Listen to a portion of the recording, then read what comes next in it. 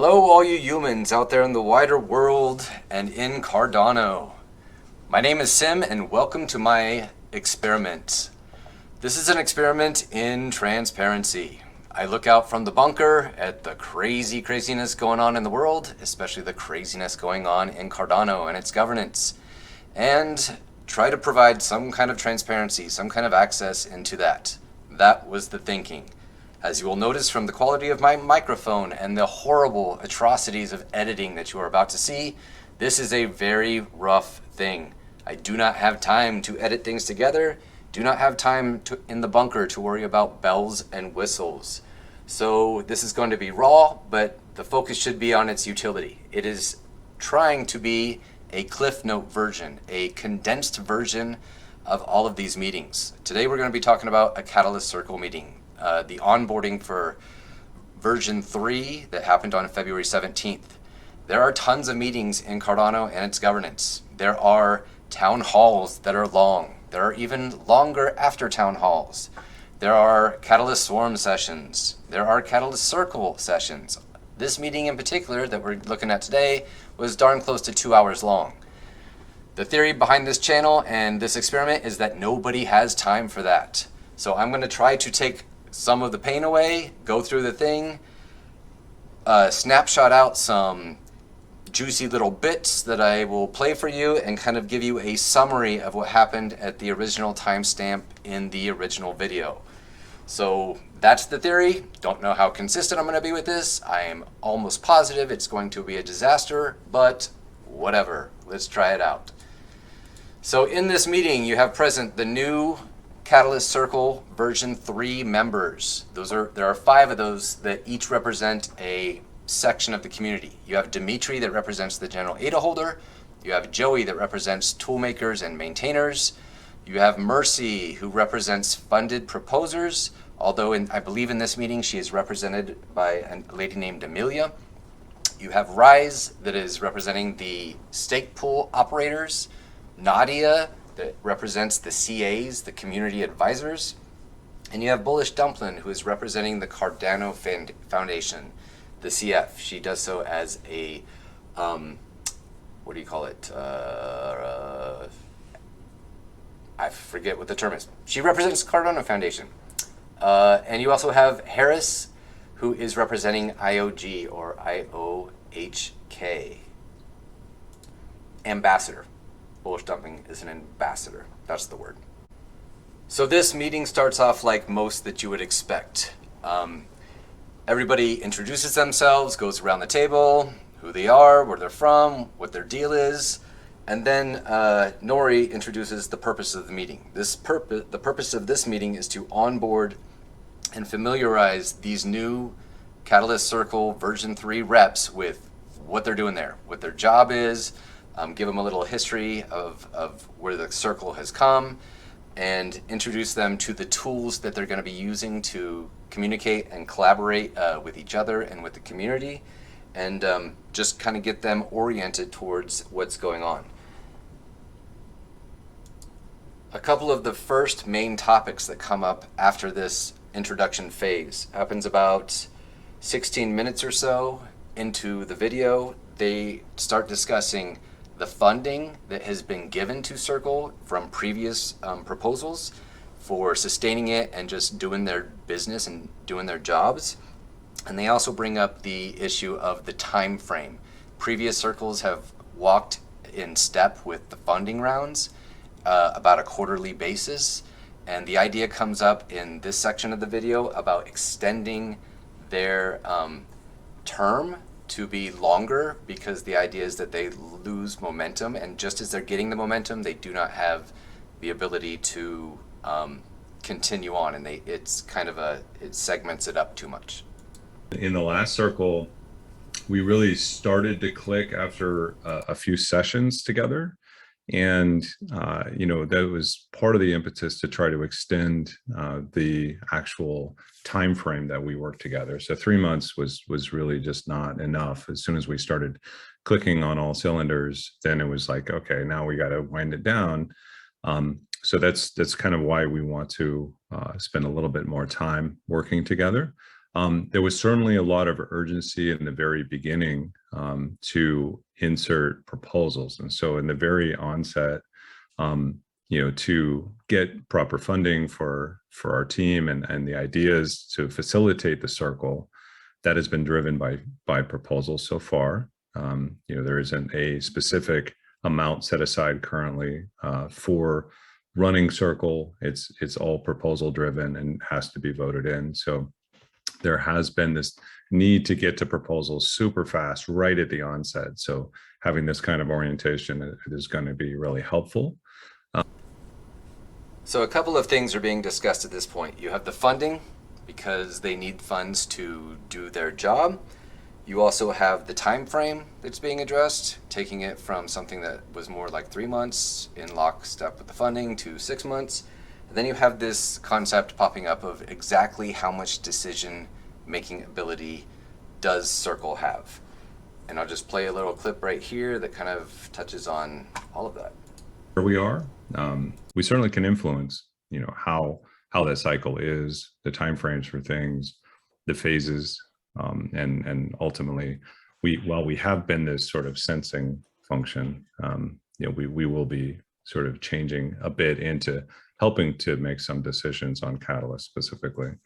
But anyway, so time frame is one of those things we could potentially influence, and right now that's about quarterly, so 2 quarters.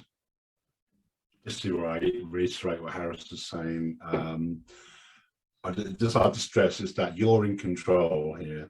Okay, so so there's been discussion in previous circles about timeframes like term limits, and there was a debate in the last circle about should there be 3 months terms or 6 months terms, and there was a kind of semi-consensus on 6 months, but it's quite informal. So I think there's an opportunity for Circle V3 members to go for 6 months, maybe, but this is all within your control in terms as Circle members, and that's how Circle works. You're not answering to anyone, you're working together as a Circle, so you get to define in collaboration, you get to define what you're going to do, how long you're going to be, and all that kind of thing, Joey. That's what I'd say.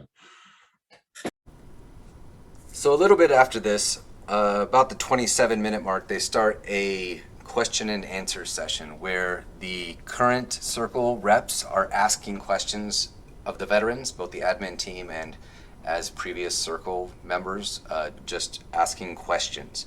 One of the first questions comes from Joey, and he asks about this concept of sub-circles. So it's basically the idea that there's a team behind these Circle members that help them do their job. And he asks if there is a stipends for those positions.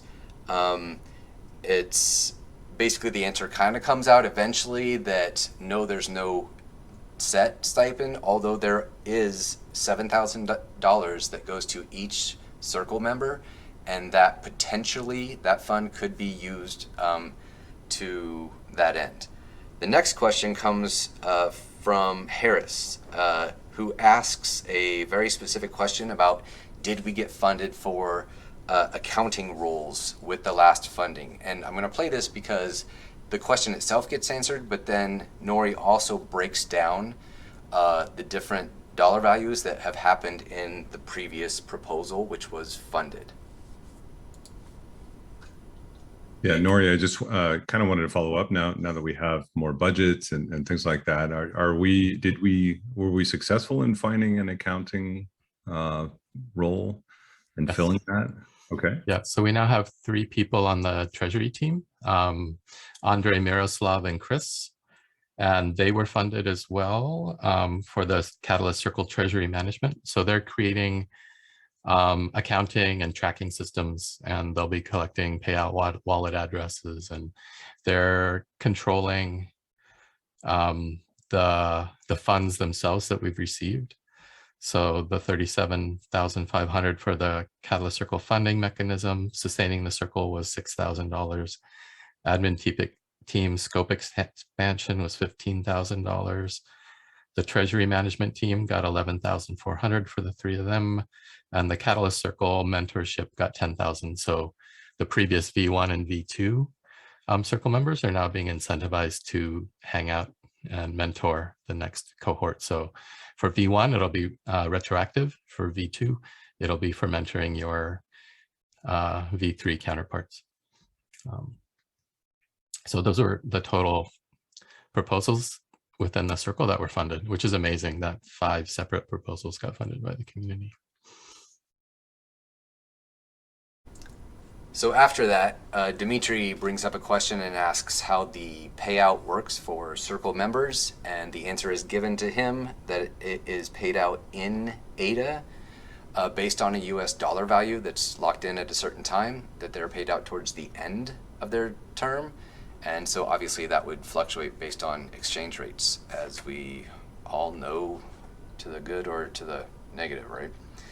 After this, Nadia asks a question for the CAs and asks if there's funding available for open source tools. She's interested in tracking their work and how to collaborate, communicate, and archive. And she's focusing on lay people and how that she would train them on the tools and get that relationship working. The answer comes back, I believe it's from Steven, who says that he got funded in Fund 6 for QA DAO for something called an open source training, and that he is already actively working on that kind of thing. And they talked about collaborating in the future on that. Following that question, Joey asked a question about the $7,000 that is given to each member to use as a rapid funding mechanism, and asked how that would work. Basically, the answer kind of comes back, and there's a couple things that were said. Nori advised that it not be used to fund proposals that they work with, so that it will not be viewed as a conflict of interest, which makes total sense. And promised that it would be transparent to the community and be something that the community could audit. Following this, Dimitri comes up and asks a question about, again, funding, and kind of points out the idea that $1,000 that is provided to each circle member is not quite adequate to justify the time that's being requested of them. I think the figure thrown out was 40 hours a week that was kind of expected of them, and the conversation comes up between, is this a professional role or is this a voluntary role? And there was a couple of questions that were asked around that, and Dimitri asked, can we get more funding for this? Can we ask the community for more funding that would be representational of the time that we're going to be spending? Nori kind of answers back and says, that's for you guys to figure out. That's something that Catalyst Circle version 3 needs to figure out. And Harris comments that they definitely need to discuss bringing it to more of a professional level. So all of those question and answer things start around the 27, 28 minute mark. The clip that I played on the auditing and the funding, that was the second question, about 30 minutes in. And then at about 44:05 or so, they transition, and there is a presentation given on something called prioritized problem stuff. So this whole presentation here introduces the concept of like the logistics. How do they get their stuff done? And one of the things is through this Git board, GitHub project board, I guess, and it is called Catalyst Circle Prioritized Problems. Catalyst. What are prioritized problems? Prioritized problems are the most critical, urgent, relevant, or constructive issues that affect each community. So problems that each circle representative has identified as important in their community, or problems that circle as a whole has identified as important to Catalyst in general. So after that introductory and setting the definition of what this thing is, there's several minutes describing the logistics and exactly more detail about what it is, and then a demonstration and showing people what it looks like. They show what it looks like, so I'm just going to show you guys that. People know what it looks like. Okay, so this is what it will look like at a meeting. on GitHub. So you have a kind of here's the process that I described in the slide: the problem backlog, raw problems, well-defined problems, and so on. And here's examples of issues that will go across the board like that. So here is a list of problems assigned to different people or different groups in Circle. Some problems, like this problem here, for example, how to nurture a listening culture in Catalyst, is assigned to all Circle members. So that board that you just saw is basically going through this process of what do they have in backlog, what are raw problems that they are being researched, what have been picked up, and then how are they being prototyped to be solved, basically. How are they being worked on? And that board is one of the main tools, apparently, that Circle uses to identify issues and to work on things. So about the 51-minute mark or so, 51:40, there's also this mention of community input into this process that is not solely at the Circle, for the Circle, by the Circle, from the Circle. There's the word, from the Circle.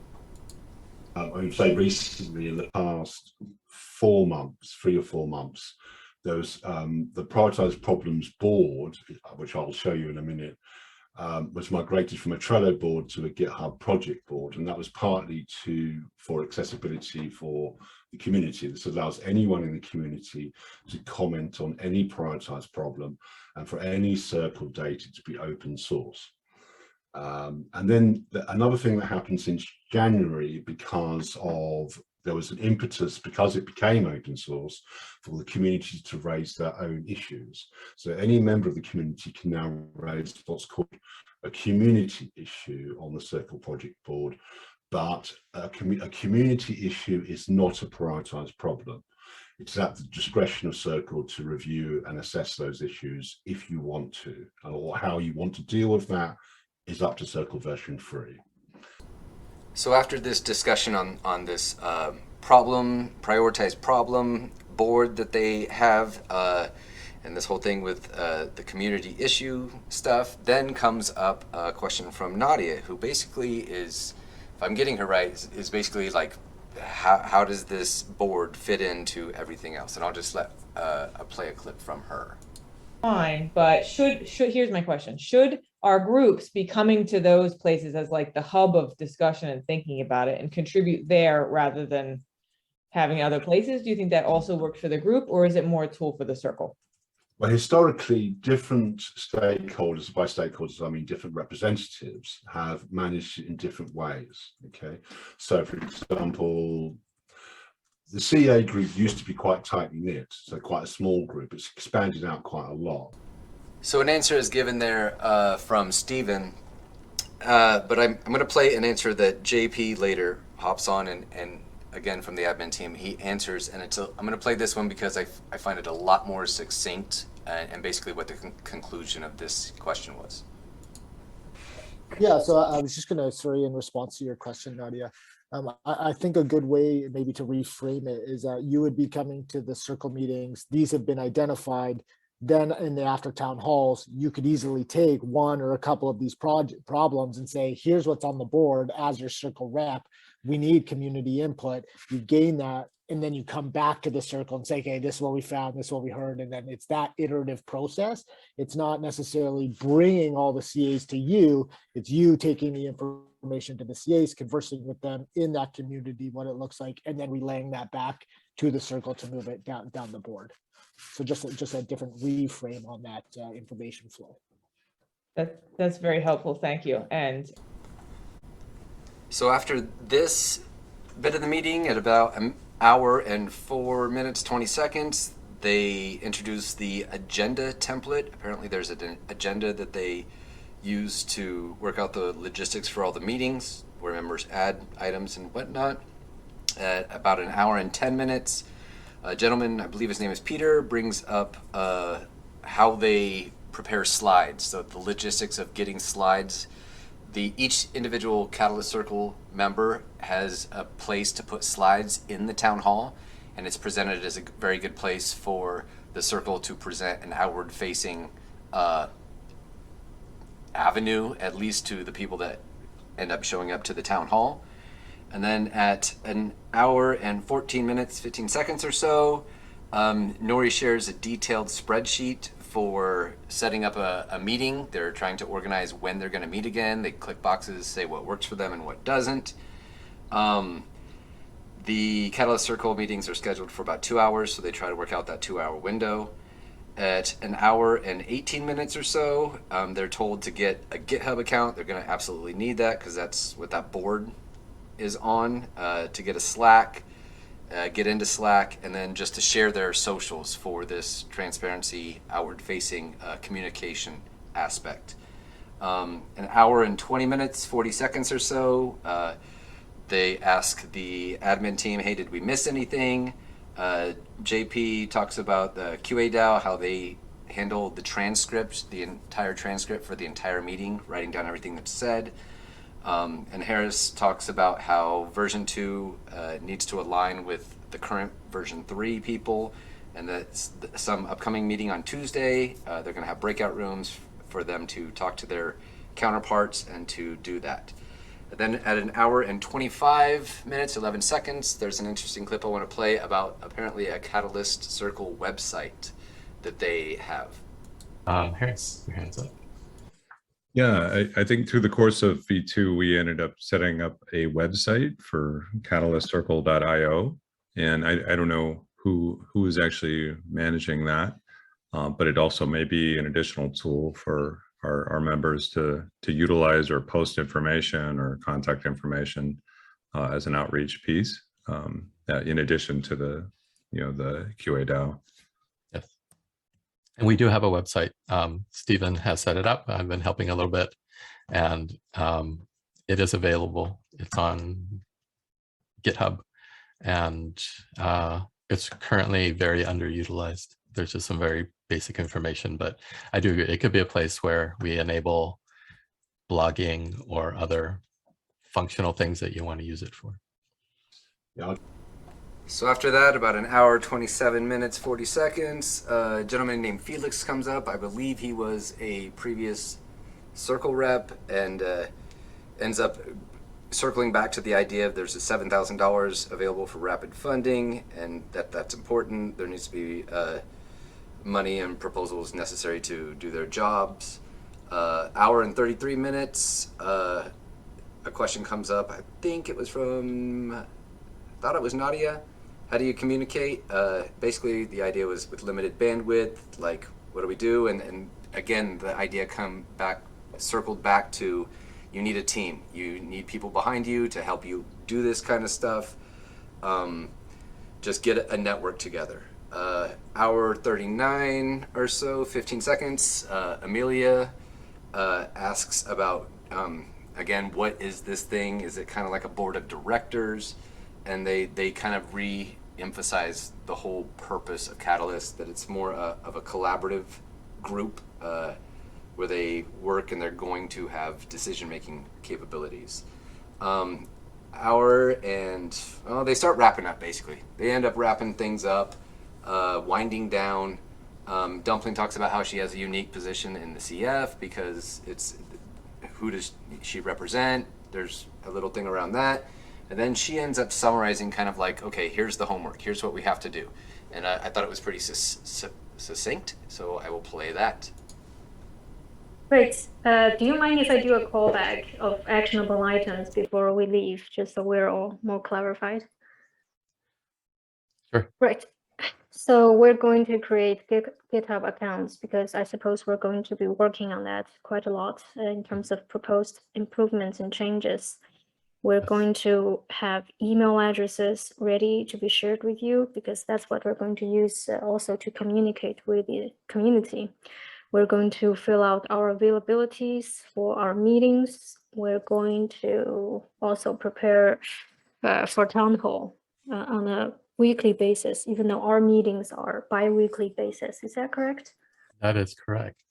That's a really good summary. So after this, the wrap-up really begins. They kind of wind it down. I hope this thing has been useful for you guys. I don't know. This could be the only one. Who knows? Experiment. a disaster of an experiment, but I hope this was useful for somebody. Hopefully it was a lot shorter. I really tried to leave out as much as I possibly could and still get the highlights. Take care, Cardano.